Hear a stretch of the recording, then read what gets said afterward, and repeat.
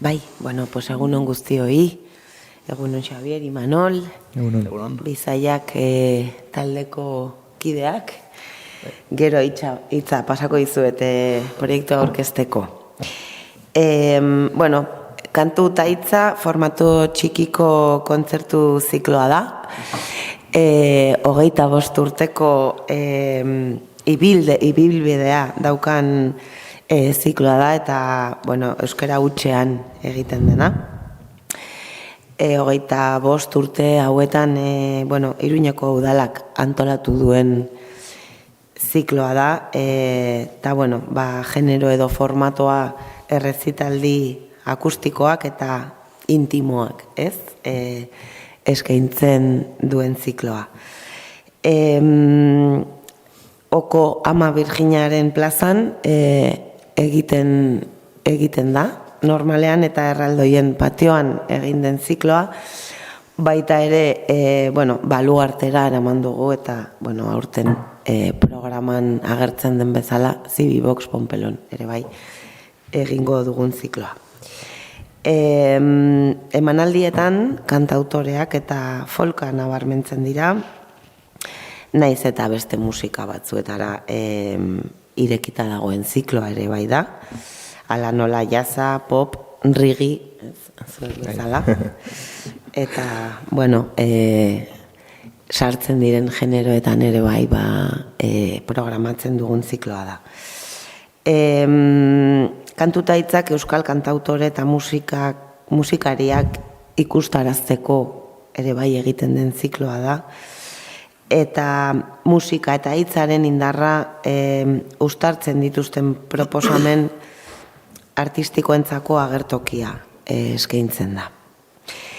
Bueno, beti bezala, udaberria estrenatzen ari gara, eta, bueno, ziklo hau maiatzan eta ekainean egingo dugu, astero egingo dugun emanaldi batekin, eta, bueno, esaten nuen bezala, euskarazko eta euskarazko musika sorkuntza zabaltzeko eta sustatzeko zikloa egiten dugun helburuarekin da. Orokorrean, kontzertu guztiak batezik, orain programa pixkat gehiago azalduko dut, doakoak dira, baina, bueno, orain dela 2-3 urte hasi ginen emanaldi handiago bat egiten, eta hori bai sarrera kobratuko dugu. Esaten nuen bezala, kontzertu guztiak doakoak dira, baina aurten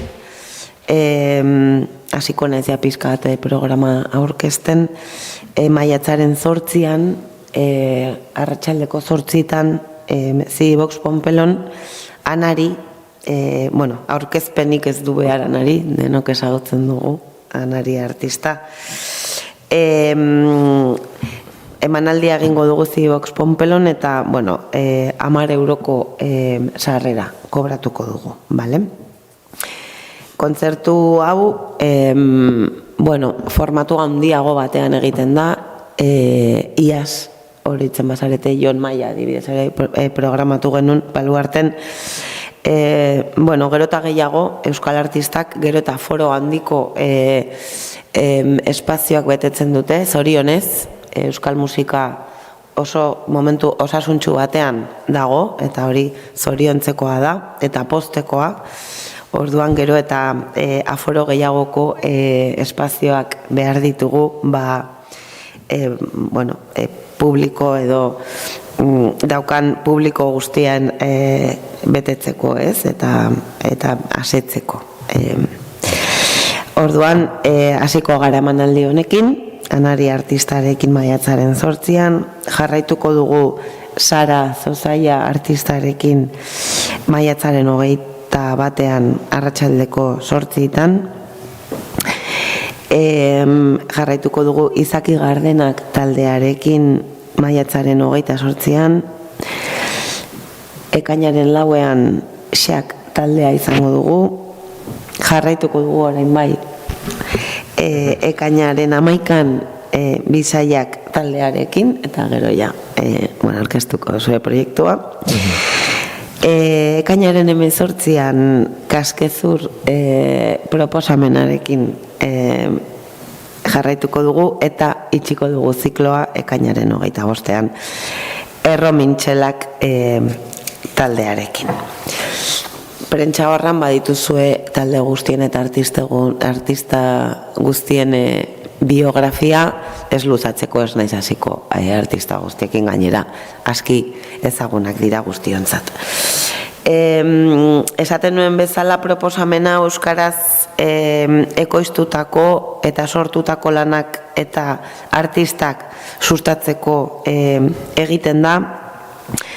Aukera bat da euskarazko kultura, euskarazko esperientziak eta topaguneak gizarteari plazaratzeko.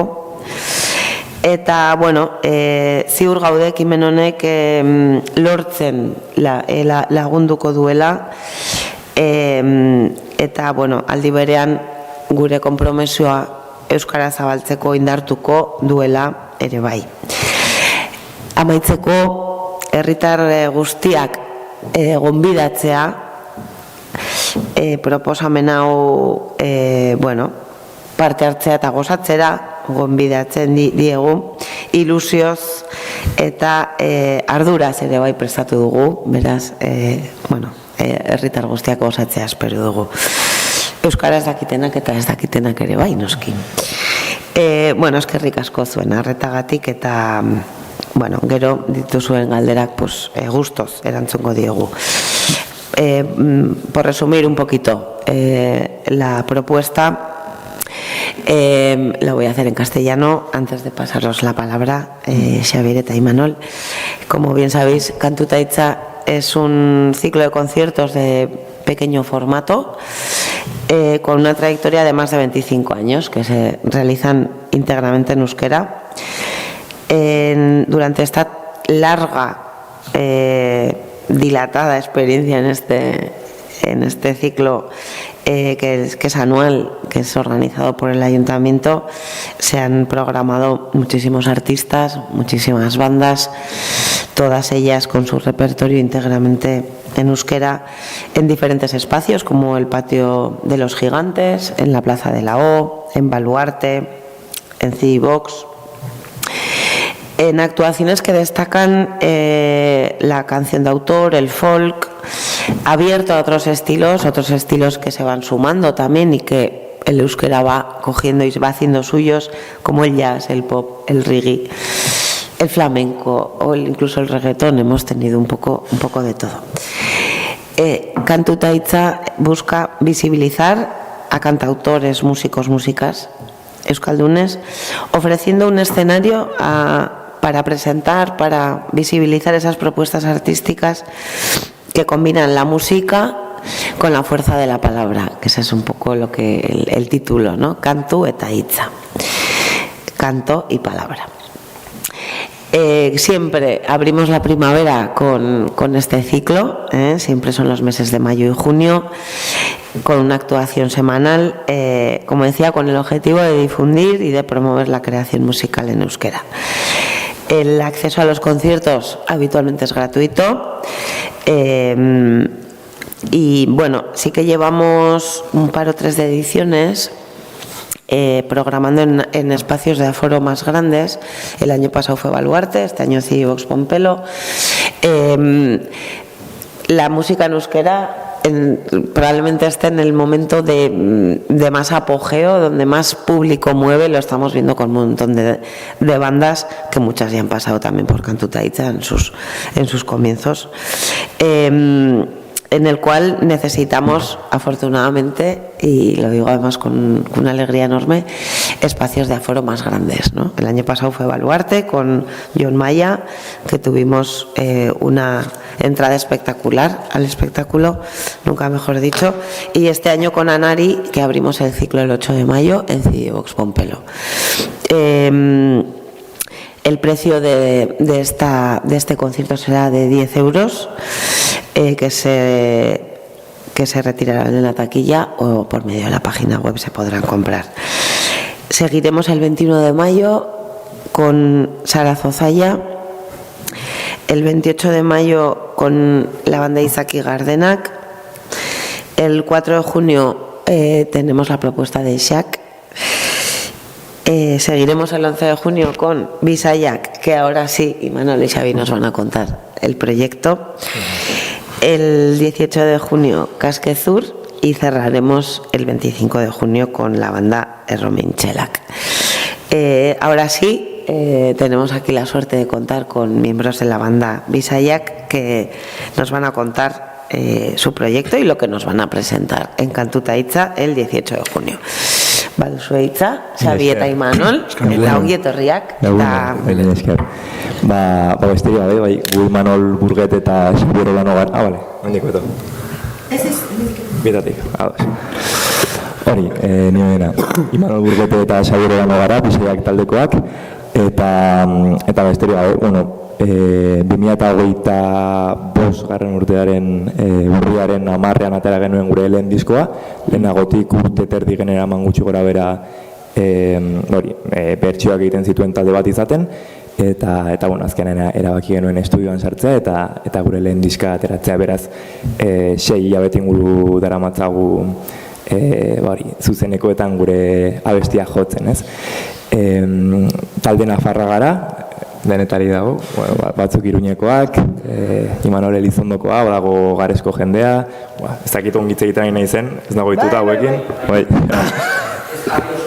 Vale, hortxe ongi. Vale.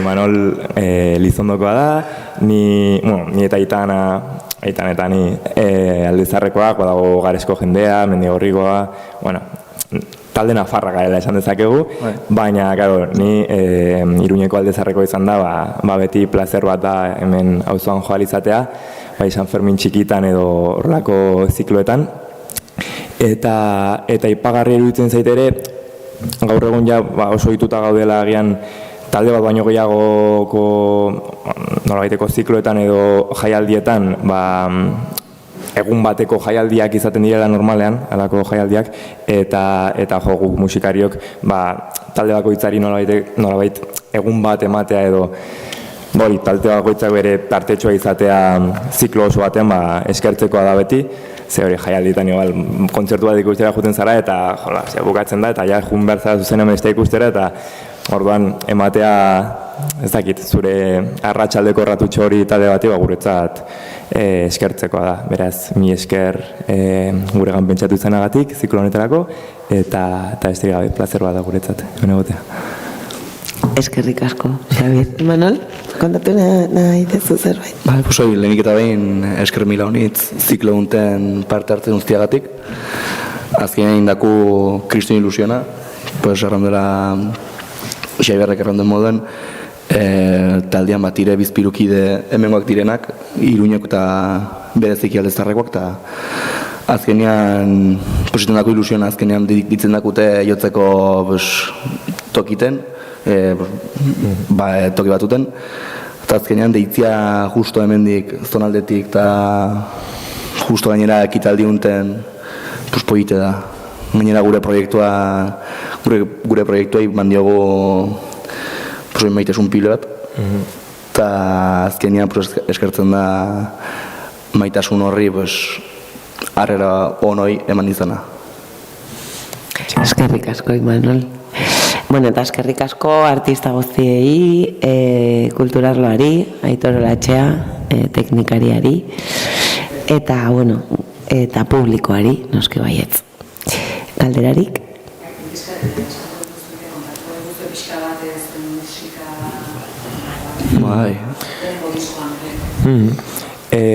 Nahiko nabaria dira erregeak izan dituen... Bai, barkatu.